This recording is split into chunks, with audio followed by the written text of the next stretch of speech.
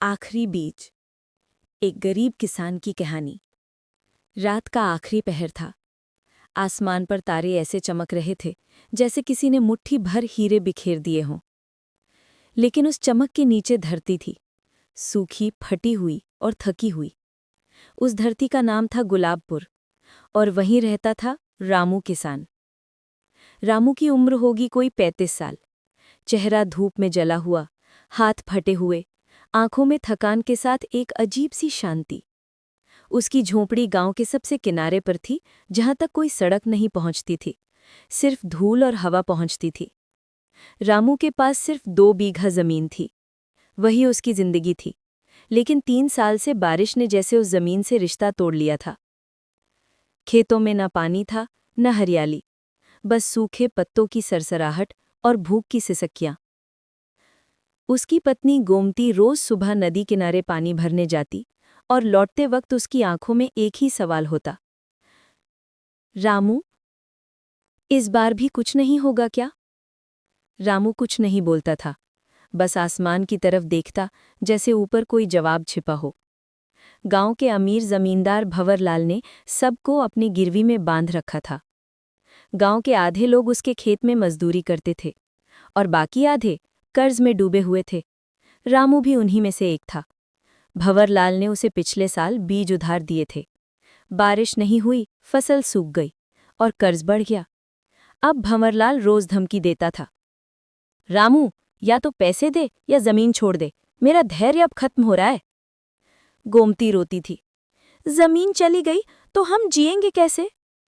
रामू बस सिर झुका लेता था। एक दिन सुबह सुबह गांव में हल्ला मच गया। सरकार से कोई अफसर आया था, प्रधानमंत्री फसल बीमा योजना के बारे में बताने। सब लोग पंचायत में इकट्ठे हुए। अफसर ने बड़े जोश में बताया कि अब किसानों को मदद मिलेगी, बीमा से नुकसान का पैसा वापस मिलेगा। लेकिन जैसे ही बात खत्म हुई, भंवरलाल हंस पड़ा। अरे भाई, पहले कागज लगाओ, बैंक जाओ, सर्टिफिकेट लाओ, तब मिलेगा कुछ। गरीब किसान कहाँ करेगा ये सब? गांव वाले फिर उदास होकर लौट गए। रामू ने उस दिन रात को बहुत देर तक सोचा। उसकी झोंपड़ी के बाहर ठंडी हवा चल रही थी। आकाश में चांद आधा छिपा था। वो बोला, अगर भगवान ने मिट्टी दी है तो बीज भी देगा। मैं हार नहीं मानूंगा।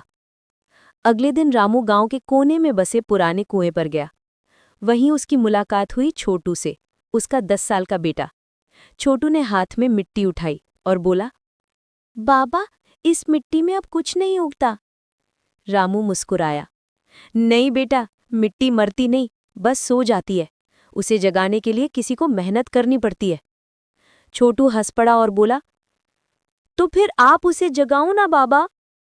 रामू ने छोटे के सिर पर हाथ फेरा और कहा, हाँ बेटा, इस बार हम दोनों मिलकर इसे जगाएंगे। रामू ने गांव से थोड़ा दूर जाकर एक पुराना टीन का डिब्बा खोला।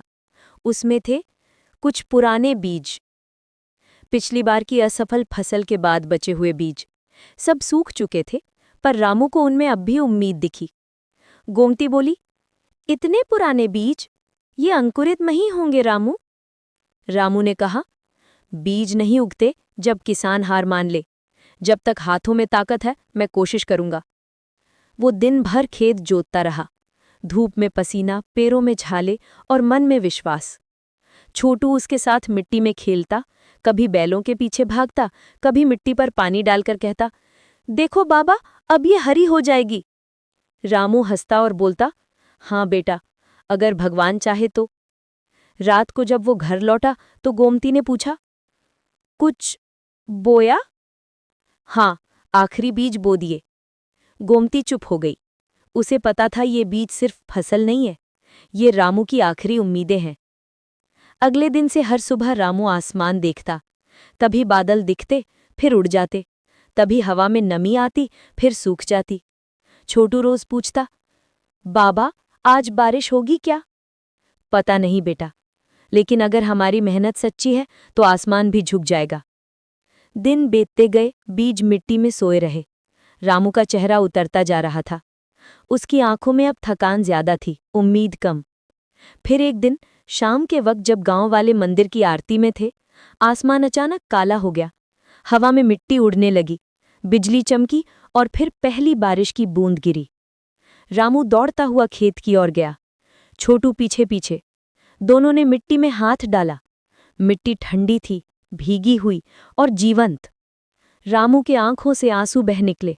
उसने हाथ जोड़कर कहा, धन्यवाद भगवान, तूने मेरी सुनी। रात भर बारिश होती रही और सुबह जब सूरज निकला तो मिट्टी में छोटे छोटे हरे अंकुर फूट चुके थे। रामू ने उन अंकुरों को देखा। वो उसकी मेहनत, उसकी आस्था और उसके सपनों के बच्चे थे। उसने छोटे से कहा, देख बेटा, जमीन जाग गई।